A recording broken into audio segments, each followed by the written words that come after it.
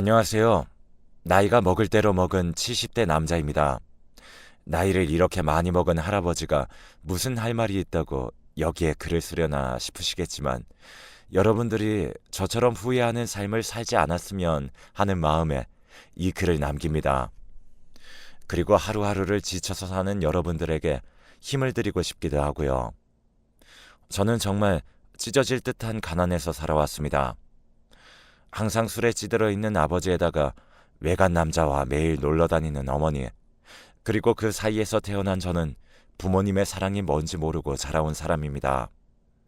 그래서 어릴 적부터 조그마한 마트에 가서 도둑질을 하며 생계를 이어나갔는데, 마트 사장님께서는 저희 집 사정이 어려운 것을 아시고는 도둑질은 나쁜 거니까 배고플 땐 그냥 아저씨한테 밥 달라고 이야기해 라고 말씀해 주셨고, 저는 거의 동네 분들 손에서 자라온 거나 마찬가지입니다.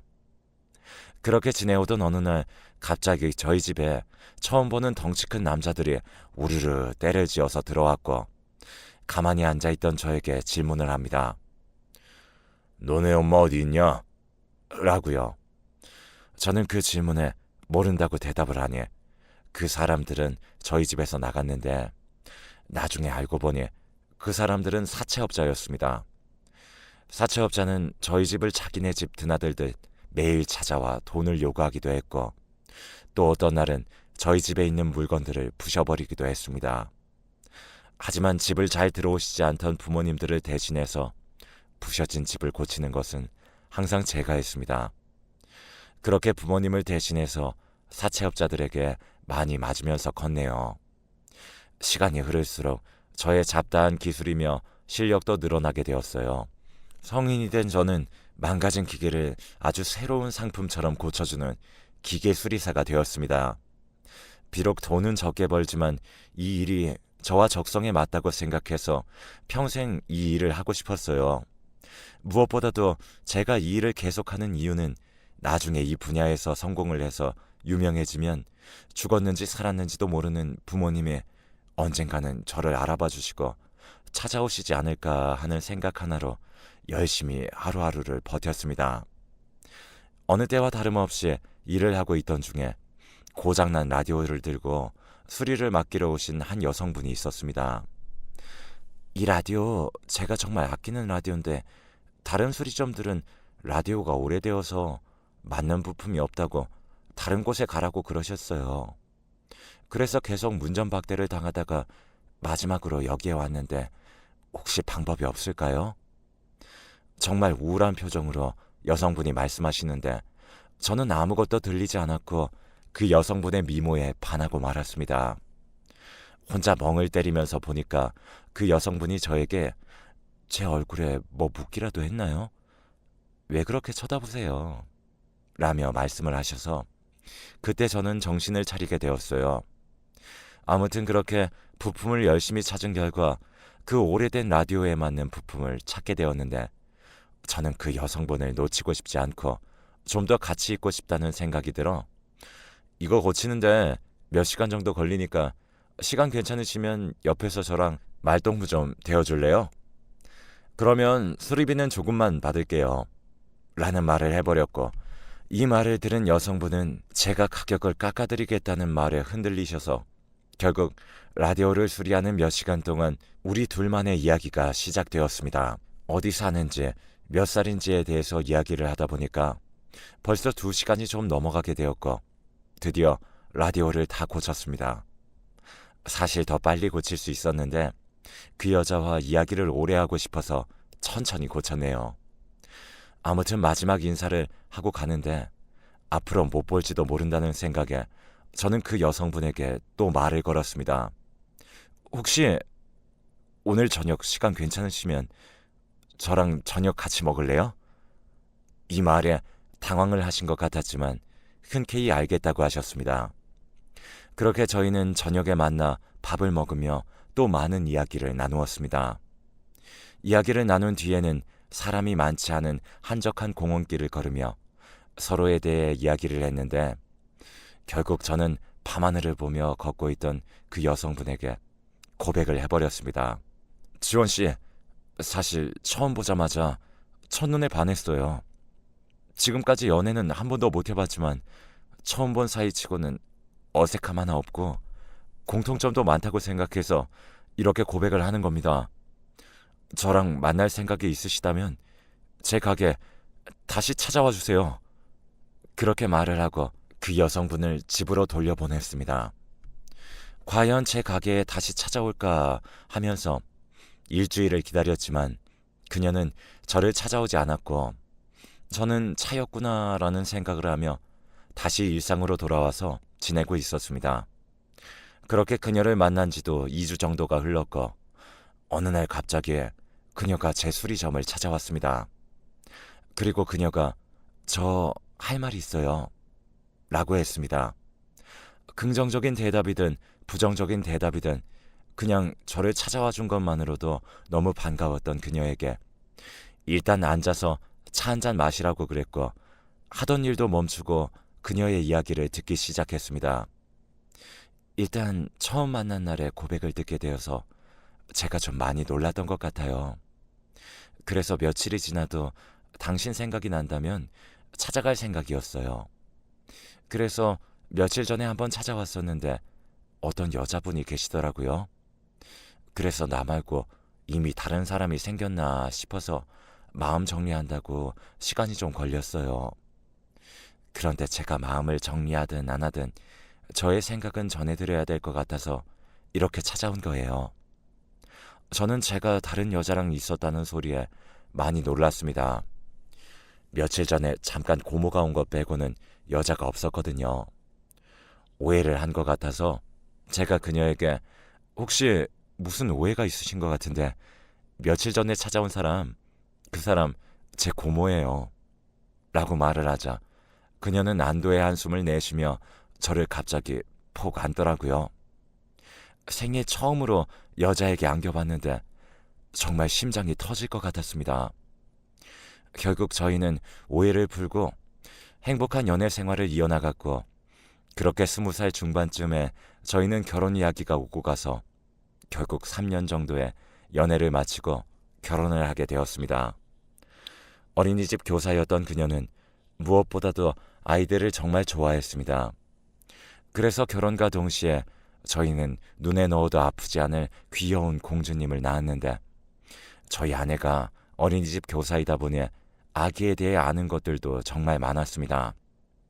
저희 딸은 아주 무럭무럭 잘 자라주었고 부모 말을 잘 듣는 아주 착한 딸로 자랐죠. 그렇게 행복한 일상을 보내던 어느 날 저도 일을 가고 아내도 선약이 잡혀 있어서 딸을 누가 돌봐주지 고민을 하고 있던 중에 장모님께서 아이를 돌봐주신다고 하셨습니다. 그런데 그날 엄청난 일이 생기고 말았습니다.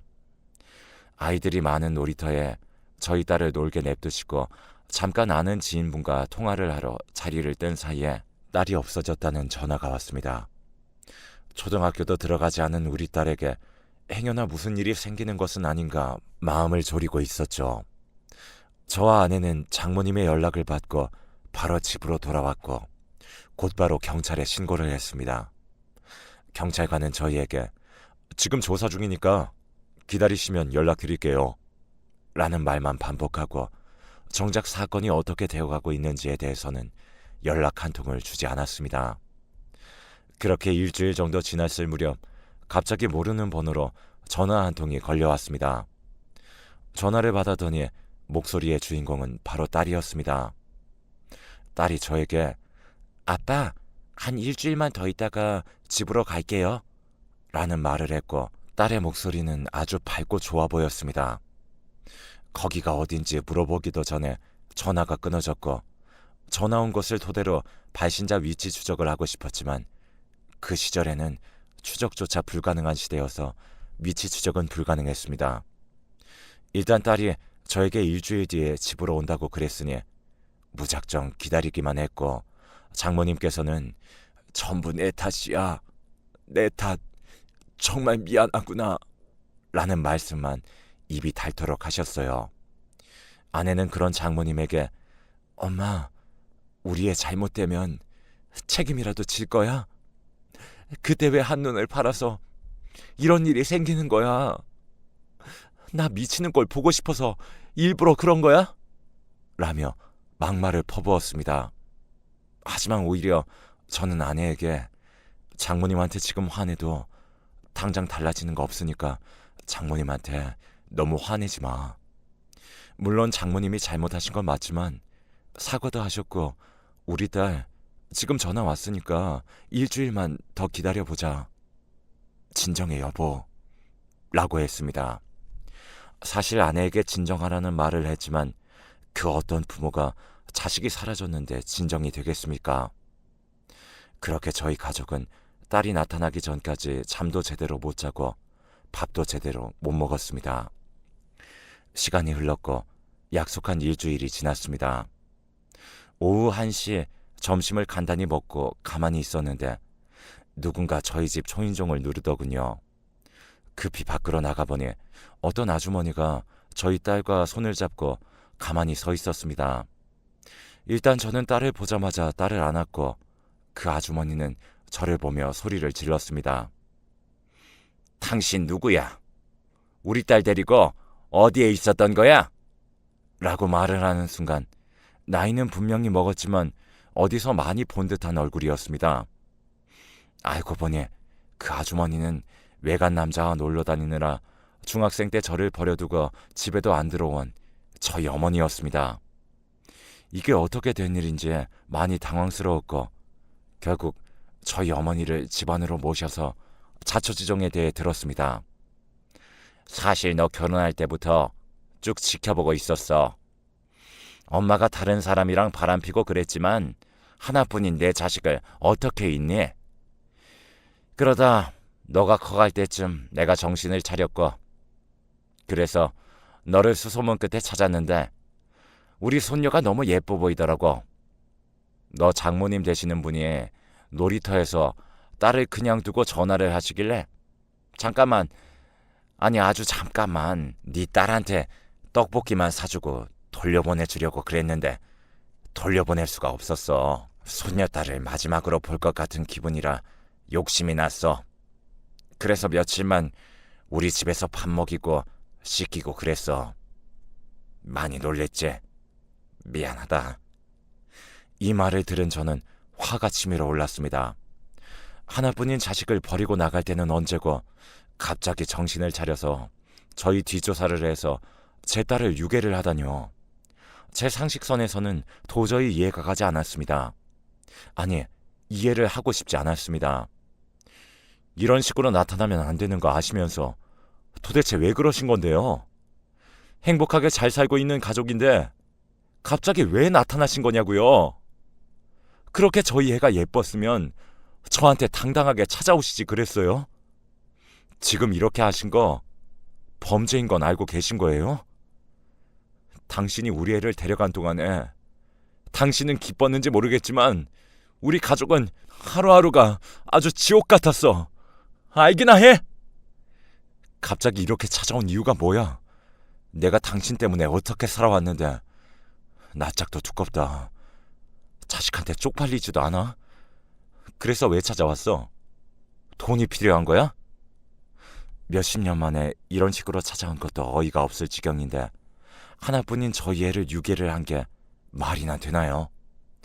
죽었는지 살았는지도 몰랐던 사람이 갑자기 저를 찾아오니 어떠한 단어로도 저의 기분을 표현할 수 없었습니다. 정작 제가 필요할 때는 찾아오지도 않고 이런 식으로 나타나니 저는 정말 어처구니가 없었습니다. 그렇게 저는 저희 어머니를 문전박대를 했고 어머니께서 하루가 멀다 하고 집으로 찾아오셔서는 저에게 사과를 하셨습니다. 그때 내가 생각이 너무 짧았어. 지금 너에게 이렇게 찾아오면 안 되는 거 아는데 그냥 지금이라도 너에게 사과를 해서 평범한 가족들처럼 지내고 싶어. 그러니까 며칠만이라도 같이 지내면 안 될까? 엄마 노릇도 하지 않던 사람이 갑자기 찾아와서 이렇게 이야기를 하니 정말 제가 전생에 무슨 죄를 지었나 싶었습니다. 제가 이렇게 화를 내니 장모님과 아내는 저에게 옛날에 당신 버리고 도망간 어머니가 잘못한 건 맞지만 그래도 지금이라도 이렇게 사과하시니까 용서해 주는 건 어때? 같이 살게 되면 조금은 불편하겠지만 그래도 당신이 조금 이해해. 당신 낳아주신 부모님이잖아. 갑자기 이렇게 찾아오신 이유가 있을 거야. 한번 잘 생각해봐. 저는 장모님과 아내의 이야기를 듣고 제가 너무 말을 심하게 했나 싶었습니다. 결국 저는 진정을 했고 경찰서에서도 전화를 해서 딸아이를 찾았다고 말씀드렸습니다. 그래서 저의 어머니와 장모님, 딸과 아내 총 5명이서 한 지붕 아래 같이 살게 되었습니다. 그렇게 큰 소동이 한바탕 일어났고 저희 가족은 바쁘다 보니 다시 일상으로 돌아왔습니다. 그렇게 딸아이는 초등학교에 입학을 하게 되었고 장모님께서는 시골에 내려가셔서 봉사활동을 하셨습니다. 그에 반해 저희 어머니께서는 그냥 집에서 푹 쉬는 것이 좋다고 하셔서 항상 집에만 계셨고요. 그렇게 시간이 지난 뒤 저희 집에는 딸아이 때문에 항상 봄 같았습니다. 저희 어머니가 집에 들어오신 지 6개월 정도 지났을 무렵 갑자기 어머니가 집에 들어오지 않으셨습니다. 장모님께서 아침에 분명히 나갈 때 오늘 아무데도 안 나가냐고 물어봤는데 저희 어머니가 집에만 계신다고 말씀을 하셨다고 합니다. 그런데 저녁이 돼서 집에 오니 어머니는 없었고 어머니의 방을 보니 방 안에 있던 옷이 다 사라졌습니다. 저는 어머니께서 저에게 미안한 마음이 커서 일부러 집을 나가신 것인가 싶었습니다. 하지만 왠지 모르는 이상한 느낌을 받았고 안방에 들어가 보니 안방 침대 위에 묵직한 서류 봉투가 하나 있었습니다. 이건 뭐지라는 생각을 하며 그 봉투를 열어보니 그 봉투 안에는 현금 다발이 있었습니다. 얼추 세어봐도 몇 천만 원, 아니 1억 가까이 되는 현금이 있었네요. 그리고 어머니가 쓰신 듯한 편지도 한 장 들어있었습니다. 아들, 내가 평생 죄만 짓고 이렇게 말없이 떠나네. 죽기 전이라도 손녀딸 만나게 해줘서 고마워. 엄마는 어디 여행을 멀리 떠나려고 하니 날 찾지 말고 이쁜 손녀딸 행복하게 잘 키우렴. 그럼 안녕. 짧은 편지였지만 그 편지 안에서 저는 불길한 마음을 지울 수 없었습니다. 그래서 경찰서로 달려가 저희 어머니 인적 사항을 말하며 실종 신고를 하였고 어머니를 찾아달라고 애원했습니다. 병원이며 요양원이며 제가 손을 뻗을 수 있는 곳은 모조리 알아봤지만 어머님을 찾지 못했네요. 저는 어머니가 저에 대한 미안함과 절 버렸다는 죄책감에 평생을 모아오신 돈을 주고 호련히 자취를 감춘 듯 했습니다. 그날은 장모님과 아내와 딸과 저희 어머님에 대한 이야기만 하다가 하루를 보냈네요. 하루, 이틀, 한 달, 2달, 시간이 지나면서 어느덧 10년이라는 시간이 지났네요. 점점 어머니에 대한 기억이 사라져가고 있을 때 어느 한 요양원에서 연락이 왔습니다. 혹시 김순자 아들분 되세요? 네, 제가 아들인데요. 아, 어머니가 오늘 새벽에 운명하셨습니다. 이 말을 듣는 순간 머리가 띵하는 느낌을 받았고 제 눈가는 촉촉해지기 시작했어요. 비록 어릴 때 남자와 바람나 저를 버렸던 어머니지만 마지막 가는 모습만큼은 옆에 있어주고 싶었거든요. 하지만 어머니는 치매로 기억을 잃기 전 평생을 모아둔 돈을 저에게 남기고 요양병원에서 홀로 10년이라는 시간을 지내다 쓸쓸히 하늘나라로 가신 겁니다. 기억을 온전히 하지 못하는 모습을 저에게 보여주고 싶지 않아서일까요? 아니면 저에게 짐이 되고 싶지 않아서 그런 결정을 하셨던 걸까요? 지금도 어머니를 생각하면 가슴이 너무 아픕니다. 마지막 가실 때까지 제 딸아이와 함께 집에서 지내면서 행복한 추억만 남기다 좋은 곳으로 떠나셨으면 하는 마음이 더 컸거든요. 어머니가 손녀딸을 데리고 가서 집에 돌아왔을 때 그때 제가 모진 말을 안 하고 다정하게 어머니를 품어드렸다면 그렇게 자취를 감추지 않았을 텐데 그때 일이 제 나이 70이 돼서야 평생 한으로 남습니다. 살아계실 때 잘해드릴걸. 어릴 때 저에게 크나큰 상처를 줬어도 부모님이니까 다 이해해 드릴 걸. 이런 미련한 후회만 남네요. 여러분들도 부모님에게 상처를 받았다는 이유로 그 상처를 그대로 부모님에게 돌려주려는 생각은 잠시 접어주세요. 세월이 흘러 생각해보면 그렇게 대단한 일도 아니고 살아계신 부모님이 돌아가신 후에 후회해봐야 아무 소용이 없답니다. 살아계실 때 효도하고 좋은 음식, 좋은 말 해드리며 좋은 추억만 쌓길 바랍니다.